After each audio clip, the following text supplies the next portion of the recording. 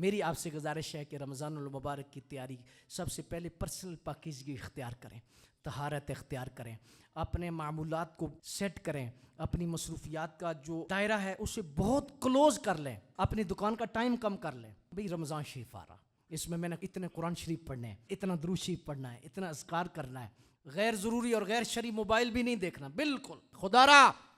رمضان المبارک کا ایک ایک لمحہ اتنا قیمتی ہے، اسے سینے سے لگائیے۔ اپنی زندگی میں یہ غور کیجئے کہ پتہ نہیں پھر ہماری زندگی میں یہ رمضان شریف آئے گا یا نہیں آئے گا، پھر یہ موقع ملے گا یا نہیں ملے گا۔ اپنی ساری کی ساری توجہ رمضان المبارک کی طرف مرکوز رکھیے، ابھی سے شیڈول بنا لیجئے، یعنی اپنی ایک پوری ترتیب رمضان شریف سے پہلے آپ بنائیں۔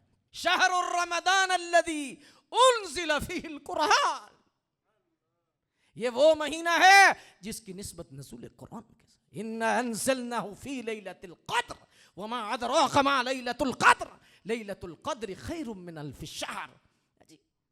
ایک ایسی رات اس میں سایہ فگن ہوگی، یہ قرآن کے نزول کا مہینہ ہے، ہر گھڑی رحمت، ہر دن رحمت والا، ہر سحری رحمت والی، ہر افطاری رحمت والی۔ اور اللہ کے گھروں سے پیار کیجئے، رمضان شریف کا خوبصورت استقبال کیجئے۔